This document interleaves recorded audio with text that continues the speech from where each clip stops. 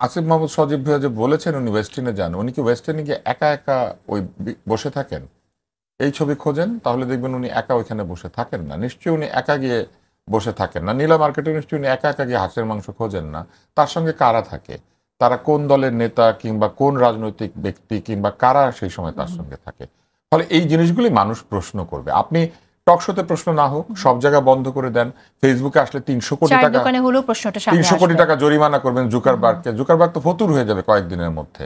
কারণ ফ্রান্স থেকে না না, কিন্তু কত শত 300 কোটি টাকা ফেসবুকে যা লেখা হয়, কত শত কোটি টাকা। তো এই যে 300 কোটি টাকার মামলা জুকারবার্গকে করে দিবেন, এই সব বলতে পারছেন, মানুষ তো প্রশ্ন করবে। আপনি সব বন্ধ করে দিলেও মানুষের মনের মধ্যে প্রশ্ন থাকবে, কেননা মানুষ তো আর নির্বোধ না। বক্তৃতা দেওয়া আসলে একটা শিল্প এবং রাজনীতিবিদরা বক্তৃতা দেওয়া শেখেন এবং তারা মানুষের সঙ্গে কমিউনিকেট করতে পারেন মানুষের ভাষায়। ফলে তাদের কথা মানুষ খুব দ্রুত গ্রহণ করে, মানুষ বুঝতে পারে।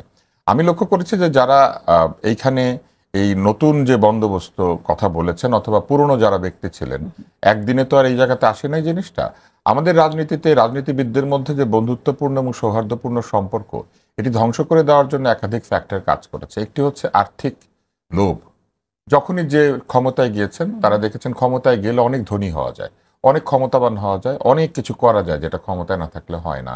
এবং তারা যেহেতু এটাকে পেশা হিসেবে নিয়ে ফেলেছেন, ফলে পেশাগত শত্রুতা থেকে এটা ব্যক্তিগত শত্রুতায় পর্যবসিত হয়েছে। আগে এক দলের রাজনীতিবিদের ছেলে মেয়ের সঙ্গে আরেক দলের রাজনীতিবিদের ছেলে মেয়ের দেখা সাক্ষাৎ হতো, বন্ধুত্ব হতো, বিয়ে হতো, অনেক কিছু হতো। কিন্তু আমরা লক্ষ্য করেছি অতীত নিকট অতীতে এগুলি বন্ধ হয়ে গিয়েছে। তারা একজন ক্ষমতায় থাকলে আরেকজন জেলে থাকেন এবং জেলে থাকলে তাদেরকে আগের মতো রাজবন্দির মর্যাদাও দেয় না। কি ধরনের মামলা দেয়? বাসন চুরির মামলা, ঘড়ি চুরির মামলা, কিংবা মির্জা ফখরুল ইসলাম আলমগীরের মতো লোক, তিনি নাকি বাসে আগুন দিতে গিয়েছেন, যেটা ওনার শারীরিক সেই শক্তিই নাই, উনি বাসে আগুন দিবেন কোত্থেকে? হ্যাঁ, জাফরুল্লাহ চৌধুরীর নামে একটা মামলা আছে, চামচ চুরির মামলা। এবং এটা কিন্তু আজকের সংস্কৃতি না। শেখ মুজিবুর রহমানের নামেও এই কাপ চুরির মামলা হয়েছিল। সাবের হোসেন চৌধুরীর নামে ফেরি থেকে তৈজসপত্র চুরির মামলা হয়েছিল। এই যে সংস্কৃতি, কুৎসিত অভদ্র সংস্কৃতি, সেটা বাড়তে বাড়তে এমন একটি জায়গায় এসে এখন পৌঁছেছে যেটি ক্যান্সারে পরিণত হয়েছে। আপনি যদি দীর্ঘদিন এই চর্চা চলতে দেন তাহলে প্রতিনিয়ত এই চর্চা বাড়তে থাকবে, কমবে না। আপনি ইন্টারনেটে যারা ইনফ্লুয়েন্সার তাদেরকে দেখবেন যে আগের গানটা যত হাস্যকর হয় তারপরের গানটা আরো হাস্যকর হয়। হিরো আলমকে দেখলে আপনারা বুঝবেন, কারণ না হলে বিক্রি হবে না। ঠিক একইভাবে রাজনীতি ধীরে ধীরে ক্ষীয়মান হয়েছে, ক্ষয় হয়ে গেছে। এবং আপনি যে বললেন মুরব্বীদের কি কোনো ভূমিকা নাই, মুরব্বীদের জায়গাই দেয় নাই নতুন বন্দোবস্তের মধ্যে, মুরব্বীদের জায়গা নাই। কারণ তারা বলেছে অতীতের সবকিছু ছুঁড়ে ফেলে দেব, সকলেই বৃদ্ধ, সকলেই মানে ভালো না, ভালো শুধু দু একজন লোক যারা তাদের কথায় মাথা নাড়েন, যারা বলেন এরাই আমার নিয়োগকর্তা, যারা বলেন এরাই ডিজাইনার, যারা বলেন যে এরা যা বলবে সেভাবেই সবকিছু চলবে, যারা তাদের কথায় ওঠেন তাদের কথায় বসেন। এনসিপি কি কারণে এই উপদেশটাকে প্রোটেক্ট করতে গেল কিংবা উপদেশটাকে ডিফেন্ড করতে গেল? যেখানে তারা বলেছে যে এই সরকারের মধ্যে তাদের নিজেদের কোনো লোক নাই।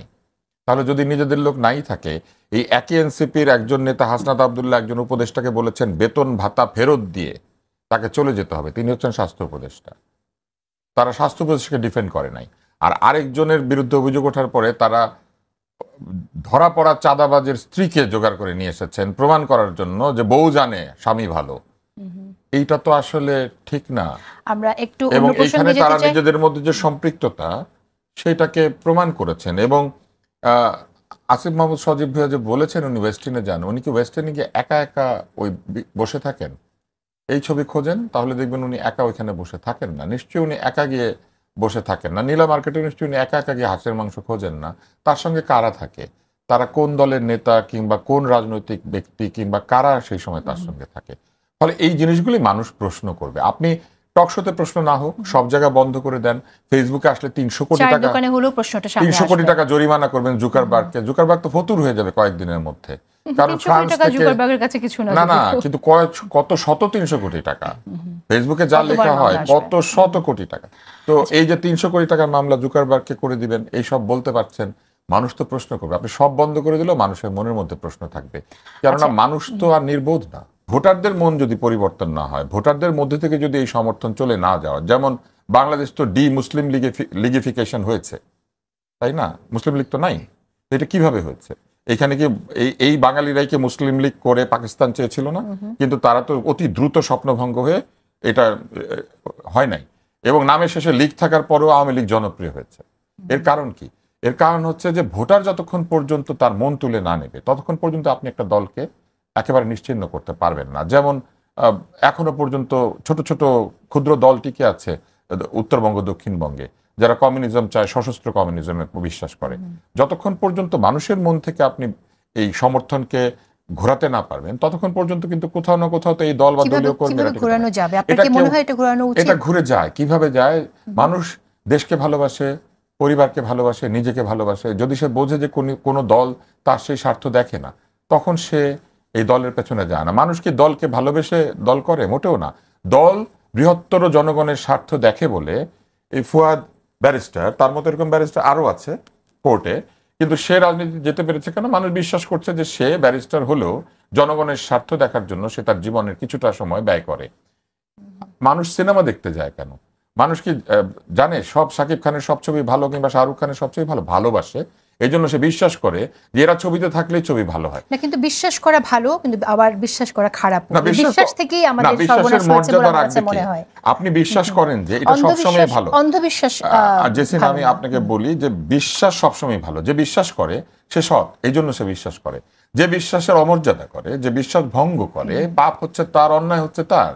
আমি যদি কাউকে বিশ্বাস করি এটা আমার দুর্বলতা না, এটা আমার সততা। কিন্তু আপনি যদি আমার সঙ্গে প্রতিশ্রুতি ভঙ্গ করেন, অসৎ কাজ করেন, তাহলে এটা আপনার সমস্যা। যেমন এই তথ্য আপা, স্বাস্থ্য আপা, পল্লী বিদ্যুৎ, চাকরির বয়স নিয়ে আন্দোলন হচ্ছে। এনসিপি তার এই যে উপদেষ্টা তাদের সঙ্গে রাজনৈতিকভাবে সম্পৃক্ত না, তাকে রক্ষা করার জন্য সংবাদ সম্মেলন করে। কিন্তু এই তথ্য আপা, স্বাস্থ্য আপা, পল্লী বিদ্যুৎ আপা, চাকরির বয়স নিয়ে যারা আন্দোলন করছেন, করোনার সময় পরীক্ষা দিতে পারেন নাই বলে তারা তাদের বয়স হারিয়েছেন, তাদের পক্ষে এনসিপি এখনো পর্যন্ত গিয়ে দাঁড়ায় না। রাজনৈতিক দল কি ওই জনগণের জন্য রাজনীতি করে না উপদেষ্টার জন্য রাজনীতি করে? এইটা হচ্ছে বিশ্বাসকে মূল্য না দেওয়া, বিশ্বাসের অমর্যাদা করা। আওয়ামী লীগ আমাদের জাতীয় নিরাপত্তা হুমকির element, national security threat element হিসেবে কাজ করেছে। ৭৫ পরেও কিন্তু আওয়ামী লীগের নেতাকর্মীরা অস্ত্র হাতে তুলে নিয়েছে বাংলাদেশের এগেনস্টে। অতএব আওয়ামী লীগ এমন একটা রাজনৈতিক দল যে অরাজকতা তৈরি করে, রাষ্ট্রকে ভেঙে চুরে, সহিংসতার মধ্য দিয়ে, নাস্তানাবুদ করে দিয়ে, যে কোনো মূল্যে হাজার হাজার লাশের মধ্য দিয়ে হলেও ক্ষমতায় যাওয়ায় বিশ্বাস করে। এটা কোনো পলিটিক্যাল এন্টিটি না, এটা একটা জেনোসাইডাল এন্টিটি। তথ্য আপা নামে একটা প্রকল্প আছে বাংলাদেশে। গ্রামীণ মহিলারা সরকারের 2টা অফিসারকে চেনে, একটা হচ্ছে স্বাস্থ্য আপা আর একটা হলো তথ্য আপা। স্বাস্থ্য আপা কি কাজ করে? এই যে পরিবার পরিকল্পনা, প্রসূতি মায়ের সেবা, বাচ্চাদের ডাক্তার দেখানো, এগুলো সেগুলো, এন্টিন্যাটাল, প্রিন্যাটাল, এই যে ট্রিটমেন্টগুলো আছে এগুলো তারা ডিল করে। তথ্য আপারা কি করে? তথ্য আপারা করে হচ্ছে আপনার রাষ্ট্র দুস্থ, গরিব, বিধবা মহিলাদেরকে যে সেবাগুলো দেয়, এই সেবাগুলোকে অনলাইনে অ্যাক্সেস করে দেয় সে। আপনি উপবৃত্তির জন্য অ্যাপ্লাই করতে হবে, তার বাসায় ইন্টারনেটও নাই, স্মার্টফোনও নাই। সে ফোন দেয়, ফোন দিলে পরে এই তথ্য আপারা ল্যাপটপ নিয়ে বাড়িতে চলে যায়। উঠানে গিয়ে এই 30 কেজি চাল, 1 বান টিন, কয়েক জোড়া মুরগি, হাঁসের আবেদন তারা করে দেয়। এই তথ্য আপারা গত প্রায় 70-75 দিন ধরে আন্দোলন করতেছে প্রেস ক্লাবের সামনে। উপদেষ্টা সচিবরা ডেকে নিয়ে ওয়াদা দিয়েছে, তোমরা বাড়ি চলে যাও, তোমাদের প্রজেক্ট আমরা এক্সটেন্ড করব এবং পরিকল্পনা মিনিস্ট্রিতে পাঠাবো যেন এটা তারা পার্মানেন্ট করার জন্য সুপারিশ করেন।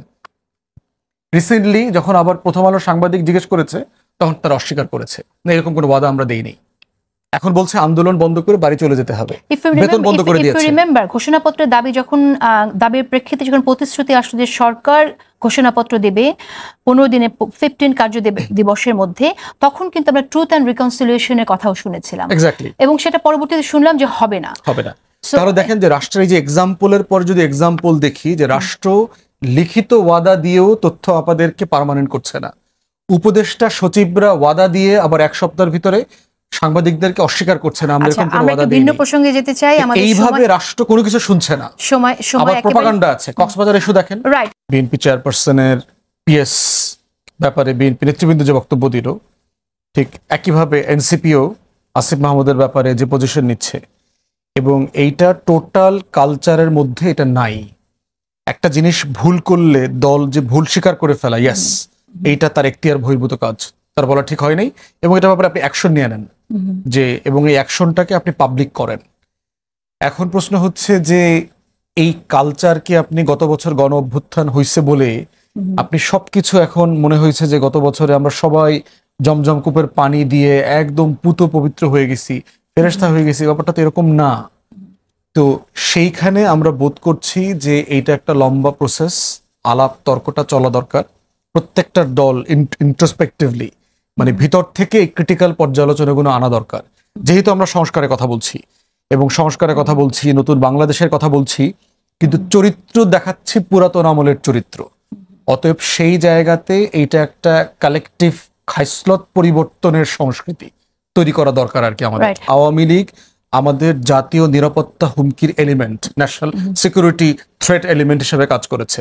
৭৫ পরেও কিন্তু আওয়ামী লীগের নেতাকর্মীরা অস্ত্র হাতে তুলে নিয়েছে বাংলাদেশের এগেনস্টে।